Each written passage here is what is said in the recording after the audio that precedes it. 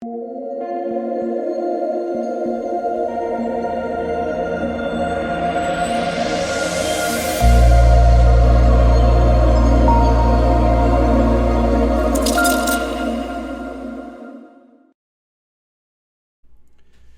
what is going on, guys? It's DK. Back at you with another video here to bring the 2-game NBA main slate on Monday. Before I get into the video, if you guys are new to the channel, welcome. My name is DK. I make daily videos and live stream for NBA and NFL slates on Draftkings, and I also make videos for NBA Top Shot.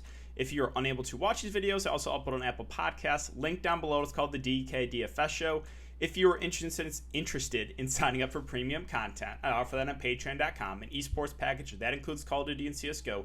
We get CSGO slates every single day. We get Call of Duty slates normally 4 times a week, and I also offer an NBA package.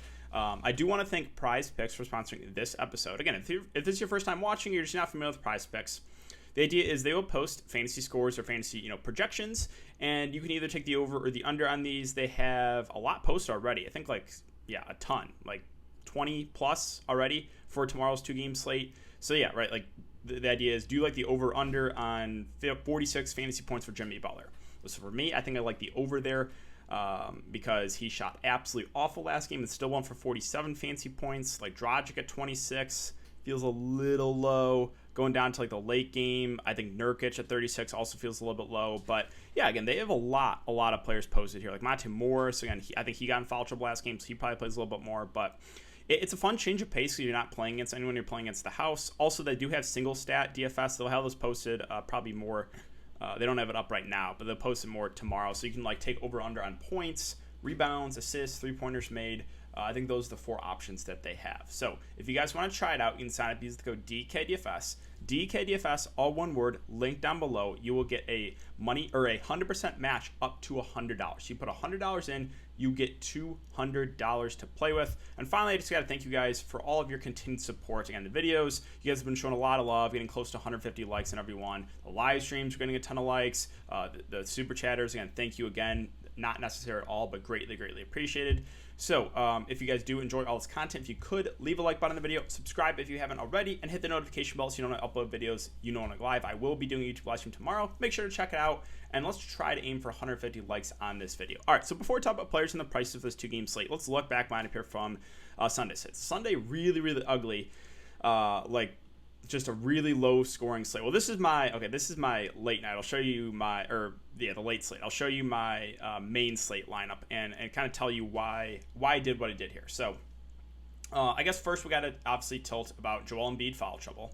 He was very popular in the high dollar stuff, as I thought he should have been. He was a phenomenal play. The first foul was BS on Embiid. The third foul was as well.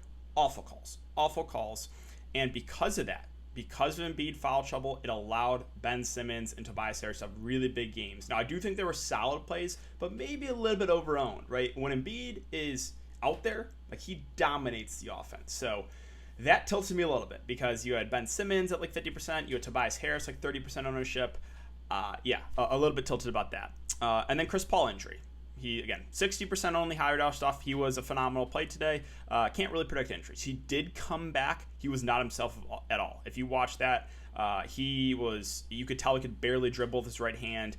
He didn't shoot the ball at all, just deferred. I'm not sure why he came back out. You could tell he was really injured. So that hurt. I used Seth Curry's last piece in. Jay Crowder was very popular value play, almost 80% owned. Oh, here, I can give it the weights so you guys can see.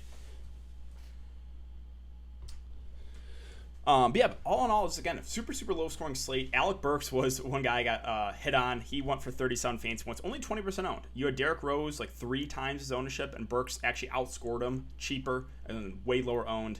So I made some pivots here. I originally had Randall, who was also chalk. Randall's 50% in this tournament. Again, so you had Randall, Embiid, Chris Paul, all the absolute chalk and the higher dollar stuff, all busted. You had Embiid foul trouble, you had Chris Paul injury, you had Randall shoot 5 of 23. So they were all good plays. Just some really bad variance with those 3 guys.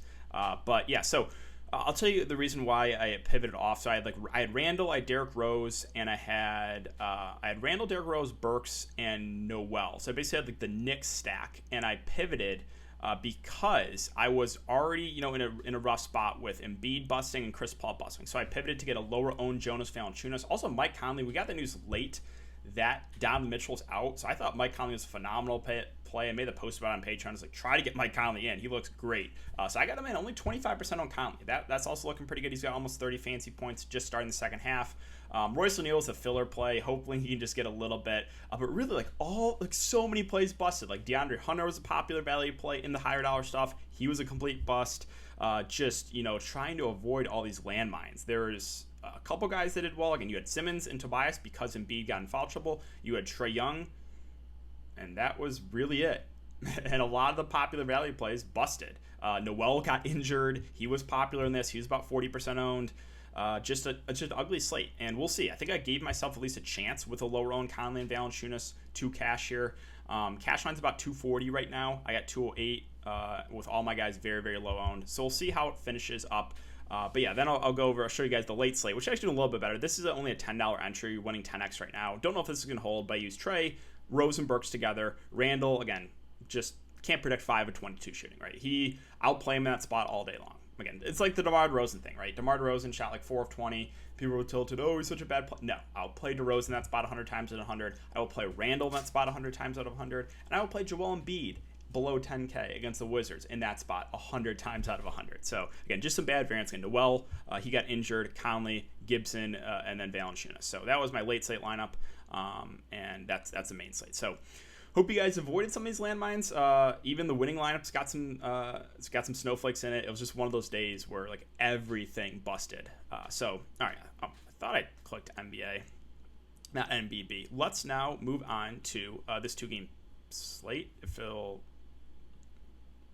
excuse me.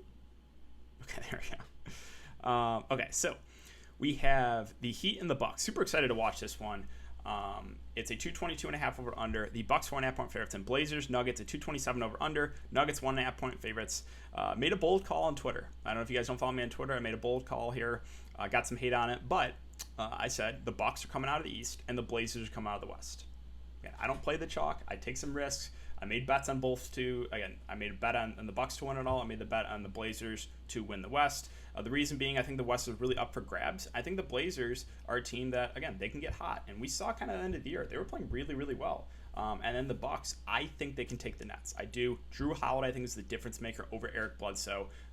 10 times the player of Bledsoe right now. So that's the reason I did, or I think it's going to be Bucks, Blazers.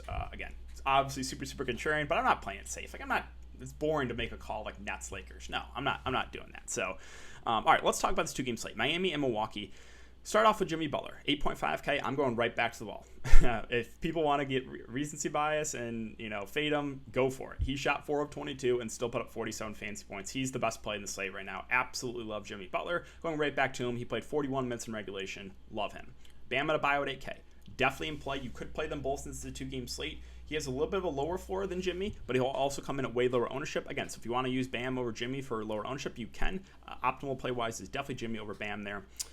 Hero at 5'9", just too pricey. Now, I think he did have an awful shooting game, only shot 2 of 10. I think if he shoots better, they probably would have left him in there. But right now, I don't think I can pay that price point. Would much rather get to Goran Dragic, was one of my favorite value plays last slate. He did well, 30-plus fancy points. I'm expecting about 30 minutes from him off the bench. We know he's a good scorer, and I think he's a pretty solid value. Once again, Trevor Ariza at 4.8K. We should get over 30 minutes from him. Not a super high usage guy, but fair value because he's below 5K. And again, there's not a ton of smash value. Duncan Robinson, right? He got hot. He shot 7 of 13 and went for 30-plus fancy points. Be careful, though. I think he'll be even more popular in this slate because he had a good shooting game. When he has a bad shooting game, the floor is somewhat low. So that's all I'll say. I like the upside in Duncan. Again, he's got to hit his shots. So Kendrick Nunn started, did only play 23 minutes. That's a little bit concerning. If he's only going to play about 23, then he's more of a secondary GPP value option.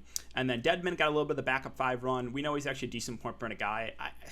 I don't hate it if you want to get different in a 2-game slate. Dedmon can go out and get you 6 points, 6 boards, like a block or something in that time. So if you want to get really contrarian, it's doable. Iguodala will play probably 15 to 20 minutes. Again, though, super, super low usage guy. I just don't think it's necessary to go there on this slate. Let's move on to Milwaukee. So Giannis Antetokounmpo, he had a bad shooting game. He's still for 61 fantasy points. He shot 10 of 27. But he was aggressive at least. He was shooting the ball a ton. So do I think Giannis is a must on this 2-game slate? No, but it's good to see that he was at least aggressive in the offensive end. And we know Giannis can have big upside games even in bad matchups. Now, with Middleton and Drew Holiday, I think if you're not getting to Giannis, landing on one of these guys is probably where I want to go. Middleton should play big minutes. He played 40 in regulation. He had the game-winning shot. Drew Holiday, we know, is a guy that can do it all. Again, a good defender. So I think both the secondary plays here for Milwaukee are pretty solid options. If you're not getting to Giannis, I think I'd probably land on one of those two guys. Value-wise, there's a couple guys. DiVincenzo should play over 30 minutes. Again, it's not the best matchup, but I think he's actually a safer play because his role is pretty safe, right? Should play 30-ish minutes, and a guy that can kind of do it all, good defender. I think DiVincenzo's a safer value play. I think Brook Lopez is fine too. He should play about 30 minutes. So both Brolo and DiVincenzo, I think, are actually safer value plays in the slate. Bobby Portis at 4.1K. We should get about somewhere around 15 to 20 minutes from him. I actually do kind of like him for GPPs. He's a good point per minute guy. He did play 17 minutes the last game. I kind of like him at this price. I like him for tournaments. So, yeah, the Bucks I have more interest in on this 2-game slate than I did in that 4-game slate. You know, obviously Giannis is playable at top. I think Middleton and Drew both solid plays in the mid-range. DiVincenzo, Brook Lopez I think are safer value plays. And even Bobby Portis I kind of like off the bench. I'm moving on to Portland and Denver. So the top two guards here, Lillard and CJ. Lillard at 9.5. CJ now at 7.3. So some of these guys, the pricing came down. Lillard's obviously got the most upside if you have the salary to get to him. Again, he's been playing really, really well. So obviously I have interest in Lillard at the top. I think CJ, though, that price at 7.3, that looks pretty appealing for a guy with CJ. CJ's upside. We know, obviously Dame is the number one on this team. But there's games where Dame struggles and CJ takes over. This is getting to a price point where I'm like, okay, I'm definitely down for some CJ McCollum. And then Yusuf Nurkic is once again my favorite play on the Blazers. Again, I hinted that I think he will get extended because of the playoffs. He did. Instead of 28 to 30 minutes, he played 33. The only concern I have here is potential foul trouble against Jokic, and that's a real concern. But if he can stay out of foul trouble, I think he could have a really big game here. So I do like Yusuf Nurkic a good amount there in the mid-range. Then Rocco and Covington, or Rocco and Covington, Norman Powell and Covington are both fine in the mid-range. Norman Powell's going to play 35 plus minutes. He's just got to hit his shots. He's at a price point where it's yeah, that's doable. Rocco at 4.4 also should play about 30 minutes. Both those guys are fine secondary options. I'm not really going to go out of my way to play them. Melo off the bench, I think, is an intriguing option as well. He did have a nice shooting first half, kind of struggled in the second half. He should get somewhere around 20 to 25 minutes. I think he's a fair value play. Probably not getting to anyone else. Cantor, if you think that Nurkic gets in foul trouble, you can take a shot on him because we know Cantor's a good point per minute guy. He did have a bad game last game, but if something happens to Nurkic, again, foul trouble, then Cantor could crush it at low ownership on this 2-game slate. I'm probably not getting to Simons. I know he had a good shooting game last game, but I think I'll look elsewhere. All right, finally, the Denver Nuggets. So Nikola Jokic at the top, I think, is probably the safest spend up on this 2-game slate just because, again, a thinner Denver team. Obviously, they're dealing with some injuries. This is a good matchup for Jokic. So if you had the salary for Jokic, then he looks like one of the better spend-ups of the slate. And Michael Porter Jr. at 7K. That seems like $1,000 to $1,500 too cheap. Again, he's got to be the number 2 guy. It's a good matchup. I'm not sure what DraftKings was thinking with this pricing. So I really like Michael Porter Jr. there at the price. Scrolling down a bit more. So Campozo's at 5.7. He should play somewhere around 30 to 35 minutes. A guy that can do it all. Fair play, but again, doesn't really stand out. Aaron Gordon at 5.2, had a decent start, finished with 30 fancy points. We should get about 30 minutes. Again, kind of a fair option, fine filler. Value, there's a couple guys that I actually do like here. So Monte Morris out the bench, got in some early foul trouble, played 22 minutes. I think he would have played a little bit more too if he didn't get in foul trouble. So I do like him for value. He's a decent point per minute guy that should come off the bench and play. I think about 25 minutes in a good matchup. So I do like Monte Morris for value, and I think Austin Rivers is fine too. Are you getting excited about playing Austin Rivers? No, but he should play about 30 minutes. And he's below 4K. So Rivers and Monte Morris, I think, are actually both pretty decent value options. Millsap, if you want to go there in GPP, is fine. He'll play mostly the backup 5. I think he played a couple minutes alongside Jokic, but he is a good point per minute guy when he plays the 5. So if you want to go there to differentiate your lineup, again, it's definitely doable. JaMychal Green had a bad game, but he probably plays about 20 minutes. Because of recency bias, will be way lower owned. And Marcus Howard was actually in the rotation. I was kind of surprised he was in the playoff rotation, but yeah, he's 3.2. He played 20 minutes. I'm probably not going to do it, but in large field stuff, I guess he's playable. And yeah, that is really it for my breakdown here, guys, for the 2-game slate. Again, both games should be played at a faster pace in these games today, 222.5 and 227 over under. I think both games will stay competitive. I'm excited to watch both these games. So If you guys have been enjoying the content thus far, I would really appreciate it. Leave a like button on the video, subscribe if you haven't already, and hit the notification bell so you don't upload videos, so you don't want to go live. Again, I will be doing YouTube live stream tomorrow. Make sure to check it out. Thanks again. Have a great night, guys, and I'll see you all tomorrow in the live stream.